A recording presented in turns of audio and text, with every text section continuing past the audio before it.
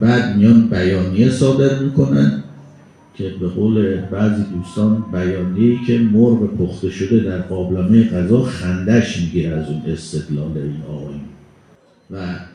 سقوط هلیکوپتر رئیس جمهور رو نسبت میدن به یک توده ابر متراکم.